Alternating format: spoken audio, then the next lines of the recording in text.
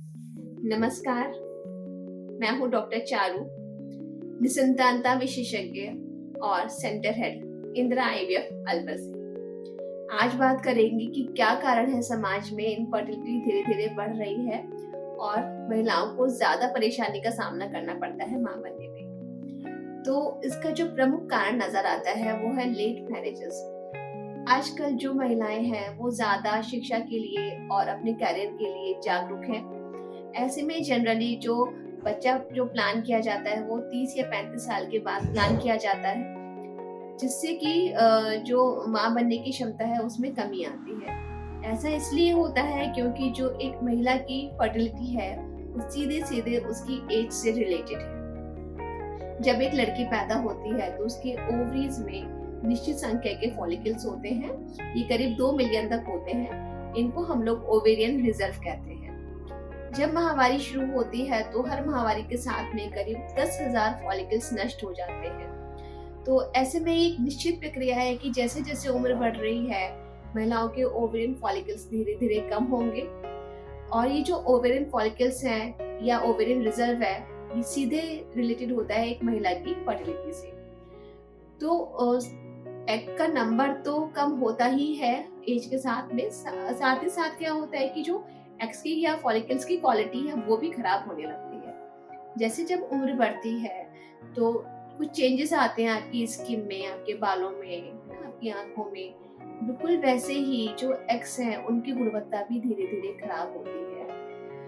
इसीलिए ये देखा गया है कि 35 साल के ऊपर जब एक महिला माँ बनती है तो उसमें अबॉर्शन का रिस्क बढ़ जाता है, क्योंकि जब एग्स की गुणवत्ता खराब होती है इनसे जो भ्रूण तैयार होता है वो भी कहीं ना कहीं उतना उत्तम क्वालिटी का नहीं होता, जिसके कारण या तो वो चिपकता नहीं है या अबॉर्शन का रिस्क बढ़ जाता है।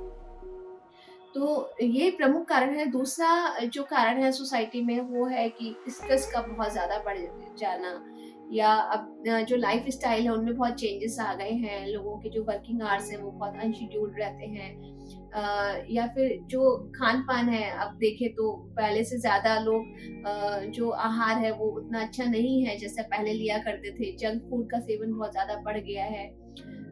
इसके साथ ही आजकल फर्टिलाइजर्स, पेस्टिसाइड्स का यूज बहुत ज्यादा बढ़ गया है जो साथ में निसंतानता को बढ़ाते हैं। इसके साथ ही आजकल देखा गया है कि जो जो हाई सोसाइटीज की महिलाएं हैं वो बहुत ज्यादा अल्कोहल या स्मोकिंग अगर करते हैं, और साथ ही जो ग्रामीण क्षेत्र की महिलाएं हैं उनकी बात करें तो वहाँ भी बहुत ज्यादा स्मोकिंग और जो टोबैको है इनका सेवन बहुत ज्यादा है। ये भी फर्टिलिटी पे असर डालते हैं और इसके कारण भी जो है वो निसंतानता बढ़ी है। तो अगर आप भी अभी बच्चा नहीं प्लान करना चाहते या लेट मैरिज या लेट बच्चा प्लान करना चाहते हैं तो उसके लिए भी उपाय है एग फ्रीजिंग का। तो एग फ्रीजिंग में हम लोग क्या करते हैं कि महिला को माहवारी के दूसरे दिन से इंजेक्शंस लगाते हैं एग्स के डेवलपमेंट के लिए। जब ये एग्स पूरी तरह विकास कर लेते हैं तो ओवम पिकअप के द्वारा इन एग्स को हम लोग शरीर से बाहर निकाल लेते हैं।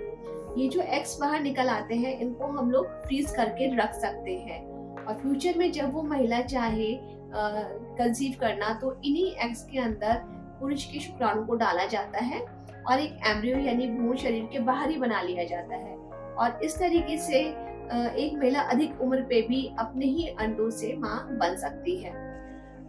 तो एग फ्रीजिंग की जा सकती है या एम्ब्रियो फ्रीजिंग भी की जा सकती है। अगर कोई महिला शादीशुदा है तो उसके एग्स निकाल के हम लोग जो पार्टनर है उसके शुक्राणु के साथ मिला के एम्ब्रियो बना के फ्रीज कर सकते हैं और इन एम्ब्रियो को बाद में महिला की यूट्रस में डाल सकते हैं। तो ये दोनों ही विकल्प हैं एक महिला के लिए जो एक कम उम्र पे बच्चा प्लान नहीं करना चाहते, लेकिन क्योंकि उम्र के साथ इनफर्टिलिटी बढ़ती है तो जरूर से अपने फर्टिलिटी एक्सपर्ट से कंसल्ट करिए कि अभी कितना समय है आपके पास, कि आपको एग फ्रीजिंग की या एम्ब्रियो फ्रीजिंग की जरूरत है कि नहीं है, ताकि आप भी अपने ही स्वस्थ अंडों से एक हेल्दी शिशु की मां बन सके। अगर आपको भी कोई क्वेरी है दिमाग में या कुछ जानना चाहते हैं तो आप कमेंट बॉक्स में क्वेश्चन कर सकते हैं या फिर अपॉइंटमेंट बुक करके हमसे डायरेक्ट मिल सकते हैं। धन्यवाद।